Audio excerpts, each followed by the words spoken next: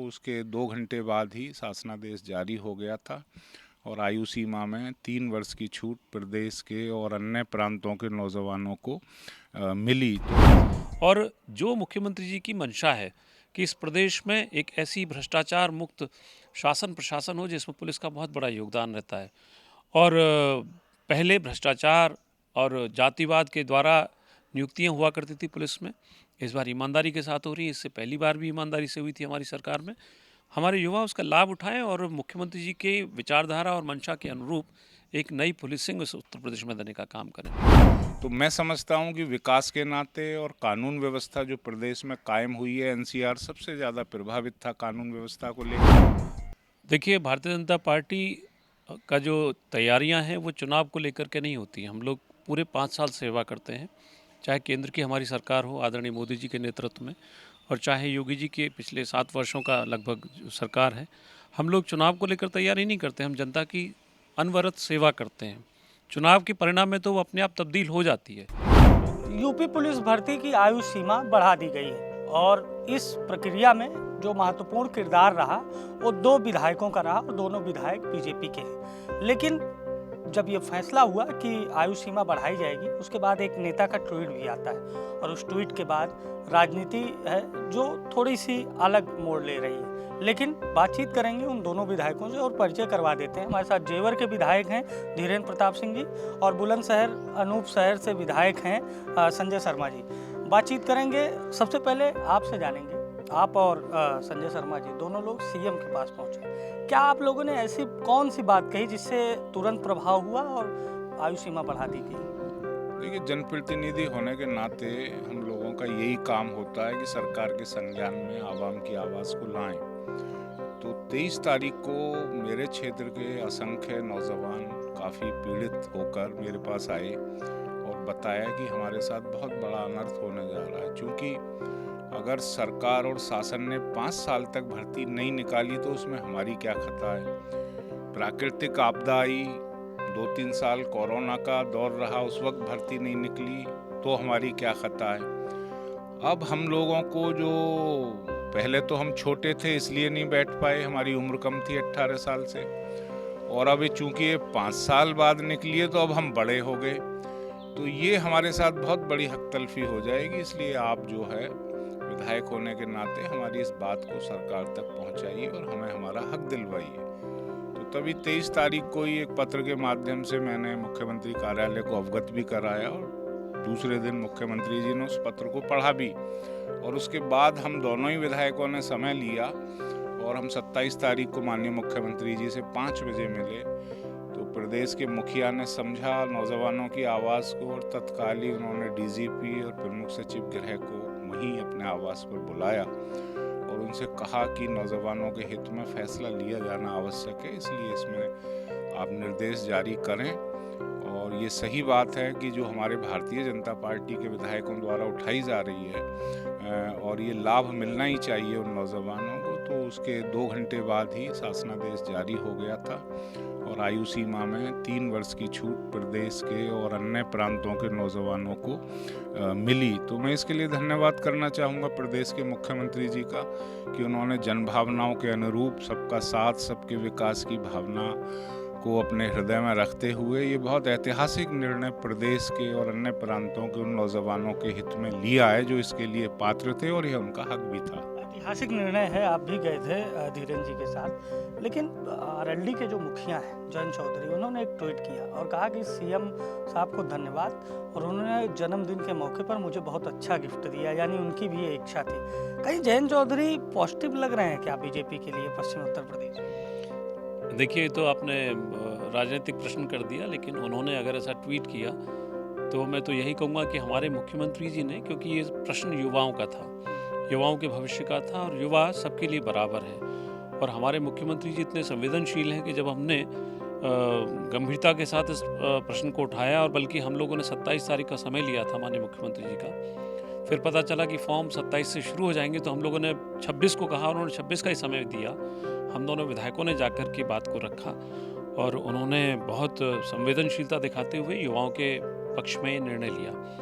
अब जयंत चौधरी जी अगर उसको कहते हैं तो कोई बात नहीं, वो तो सभी का सबका काम होता है आवाज़ उठाना, लेकिन उनको धन्यवाद देना चाहिए हमारी सरकार को, हमारे मुख्यमंत्री जी को। और हमारा कोई ऐसा नहीं है कि हम कोई बहुत क्रेडिट लेना चाहते हैं इसमें। हम इसी बात में खुश हैं कि युवाओं को उनका अधिकार मिला है। और मैं तो चाहूँगा कि प्रदेश के सभी युवा एक दिन तय करके सब अपने जिले के हेडक्वार्टर्स पर इकट्ठे हों और मुख्यमंत्री के साथ उनको धन्यवाद देते हुए सब वहाँ पर इकट्ठे होकर के मुख्यमंत्री जी का जय घोष करें। और जो मुख्यमंत्री जी की मंशा है कि इस प्रदेश में एक ऐसी भ्रष्टाचार मुक्त शासन प्रशासन हो जिसमें पुलिस का बहुत बड़ा योगदान रहता है। और पहले भ्रष्टाचार और जातिवाद के द्वारा नियुक्तियां हुआ करती थी पुलिस में, इस बार ईमानदारी के साथ हो रही है। इससे पहली बार भी ईमानदारी से हुई थी हमारी सरकार में। हमारे युवा उसका लाभ उठाएं और मुख्यमंत्री जी के विचारधारा और मंशा के अनुरूप एक नई पुलिसिंग उत्तर प्रदेश में देने का काम करें।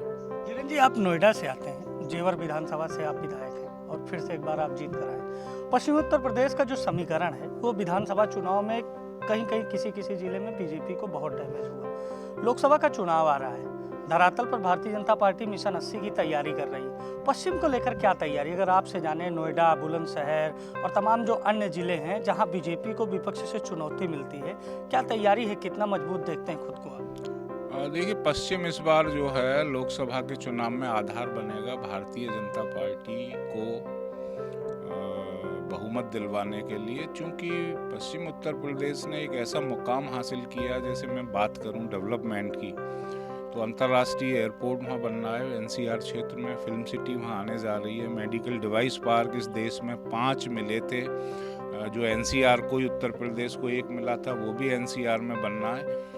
तो वहाँ प्रदेश के मुखिया ने विकास के ऐसे आयाम स्थापित कर दिए जो पूरे उत्तर भारत के नौजवानों के लिए रोजगार के सृजन का अवसर देंगे और वह क्षेत्र खुशहाली की तरफ है। तो इस बात को एनसीआर के सभी लोग जानते हैं। तो मैं समझता हूं कि विकास के नाते और कानून व्यवस्था जो प्रदेश में कायम हुई है, एनसीआर सबसे ज़्यादा प्रभावित था कानून व्यवस्था को लेकर। आज अगर इन्वेस्टमेंट की हम बात करें तो दुनिया में जो भी जहाँ के भी इन्वेस्टर हैं वो एनसीआर में, विशेषकर नोएडा, गौतम बुद्ध नगर को प्रेफरेंस दे रहे हैं। और जितना भी इन्वेस्टमेंट आ रहा है करोड़ों रुपए में, वो ज़्यादा से ज़्यादा एनसीआर क्षेत्र में आ रहा है। तो यह सब संभव हुआ है प्रदेश के नेतृत्व की वजह से। और आज एनसीआर क्षेत्र प्रदेश की आर्थिक राजधानी तो बन ही गया है, देश के विकास में भी उसकी एक महत्वपूर्ण भूमिका होगी। इस ओर एनसीआर चल दिया है हमारे मुख्यमंत्री के नेतृत्व में। तो विकास के नाम पर हम जनता के बीच में जाएंगे। हमने नौजवानों के लिए ऐसी योजनाएं उस क्षेत्र में दी हैं जो पूरे उत्तर भारत के नौजवानों के काम आएगी। हम प्रतिभाओं को निखारने का काम कर रहे हैं। तो ये बहुत सारे ऐसे मुद्दे हैं जिनकी वजह से हम लोकसभा के चुनाव में एनसीआर से बहुत भारी बढ़त लेकर आगे चलेंगे। कांग्रेस यूपी जोड़ो यात्रा कर रही है, इमरान मसूद हैं, अजय राय हैं, तमाम वो चेहरे हैं जो कांग्रेस को रिप्रेजेंट करते हैं उत्तर प्रदेश में। और ये पश्चिम उत्तर प्रदेश में सहारनपुर से शाकुंभरी देवी के धाम से ये यात्रा शुरू हुई है और पूरे पश्चिमी उत्तर प्रदेश में भी इन दिनों कांग्रेस सक्रिय है। इससे कितनी चुनौती आप देखते हैं बीजेपी के लिए कांग्रेस की यूपी जोड़ो यात्रा से? देखिए, भारतीय जनता पार्टी का जो तैयारियां हैं वो चुनाव को लेकर के नहीं होती। हम लोग पूरे 5 साल सेवा करते हैं, चाहे केंद्र की हमारी सरकार हो आदरणीय मोदी जी के नेतृत्व में, और चाहे योगी जी के पिछले 7 वर्षों का लगभग सरकार है। हम लोग चुनाव को लेकर तैयारी नहीं करते, हम जनता की अनवरत सेवा करते हैं। चुनाव के परिणाम में तो वो अपने आप तब्दील हो जाती है। कांग्रेस का जहाँ तक कहना है, कांग्रेस ने तो आज तक भारत को तोड़ने का काम किया है, वो अब क्या जोड़ेंगे? उनके लिए तो ट्रेन निकल चुकी है। अब तो ये जो एक अंग्रेजी में सेंटेंस, वो हिंदी में सेंटेंस होता था कि मरीज के डॉक्टर के आने से पहले मरीज की जान निकल चुकी थी। अब वो जो कितनी भी यात्राएं कर चुके, कांग्रेस तो पूरी तरह से ख़त्म हो चुकी है। जो भारत का एक सपना है, हमारी भारतीय जनता पार्टी का भी सपना है, हमारे प्रधानमंत्री का सपना है कि हमको कांग्रेस मुक्त भारत बनाना है। हम उस मुहिम में पूरी तरह से कामयाब हैं और देश और प्रदेश की जनता ने कांग्रेस को नकार दिया है। तो अब उनकी किसी यात्रा का कोई बहुत अच्छा परिणाम इस प्रदेश को नहीं मिलने वाला है। पश्चिमी उत्तर प्रदेश इस समय असीम संभावनाओं का क्षेत्र है पूरे देश में, बल्कि पूरे देश में नहीं, जैसा विधायक जी ने बताया, पूरी दुनिया का इन्वेस्टर आज उस हिस्से में आना चाहता है। और बहुत दिनों के बाद उस क्षेत्र की जनता को एक ऐसी कानून व्यवस्था मिली है, ऐसे अपराध और माफिया की दुनिया से निजात मिली है, अब प्रदेश उसमें वापस नहीं जाना चाहता। इसलिए कोई ऐसी यात्रा का कोई परिणाम और निकलने वाला नहीं है। वहाँ की जनता ने निर्णय कर लिया है 2024 का, तो निर्णय हो चुका है कि फिर से आदरणीय मोदी जी को भारी बहुमत के साथ जीत करके आना। आखिरी सवाल आपसे ले लेते हैं। नगीना से चंद्रशेखर आज़ाद ने चुनाव लड़ने का ऐलान कर दिया। उन्होंने कहा कि जो इंडिया गठबंधन है उसको धरातल पर मेहनत करनी होगी, हवा हवा में चुनाव नहीं जीता जा सकता। चंद्रशेखर को किस तरह से देखते हैं? कितनी बड़ी चुनौती चंद्रशेखर बीजेपी के लिए? क्या दलित युवाओं में इतना बड़ा चंद्रशेखर आज़ाद का इम्पैक्ट है कि वो बीजेपी को कड़ी चुनौती देते हैं अगर वो इंडिया गठबंधन के साथ जाते हैं? देखिए, आज हम 21वीं सदी में हैं और देश विश्व गुरु बनने की तरफ है। जो भी पार्टियां क्षेत्रीयता और जातिवाद की बात करती हैं, मैं समझता हूं कि इस देश के लिए भी उचित नहीं है और उन पार्टियों के भविष्य को अब जनता समझ चुकी है। आज हम प्रधानमंत्री के नेतृत्व में एक विकसित भारत संकल्प के साथ तेजी से आगे बढ़ रहे हैं और विश्व गुरु बनने की ओर अग्रसर हैं। आज हमारे देश की संस्कृति की पुनर्स्थापना हो रही है। आज नौजवान जान रहे हैं कि इस देश को आज़ाद कराने में किन लोगों ने कुर्बानियाँ दी। आज़ादी के बाद पहली बार लोग विकास का मतलब समझ रहे हैं। हम आवागमन के साधन ले लें, औद्योगिकरण ले लें, तो ये सभी इस तरीके की पार्टियां हैं जो एक गठबंधन कर रही हैं, जिनके पास मुद्दा विहीन गठबंधन कर रही हैं। कोई मुद्दा नहीं है, ना कोई प्रधानमंत्री इनके पास है। ये सिर्फ और सिर्फ जो देश में विकास क्यों हो रहा है इस बात से ज़्यादा चिंतित हैं, उसे रोकने के लिए इनका संगठन है। और मैं समझता हूँ कि जनता जान चुकी है, तो इसके कोई मायने नहीं होंगे कि जातिवादी ताकतें, क्षेत्रीय ताकतें, विध्वंसकारी ताकतें और एक मुखौटा पहने हुए हैं ये लोग सेकुलरिज्म का। तो इन लोगों को जानकर अब जनता का मोह इनसे भंग हो चुका है। तो हमारे साथ ये पश्चिम उत्तर प्रदेश के 2 विधायक हैं जो इन दिनों चर्चा में हैं और इन्होंने यूपी पुलिस भर्ती में आयु सीमा बढ़ाने पर बातचीत की और पश्चिमी उत्तर प्रदेश की राजनीति पर खुलकर राय रखी। लखनऊ से सहयोगी आयुष सोनी के साथ अभिषेक शर्मा, द लीडर हिंदी।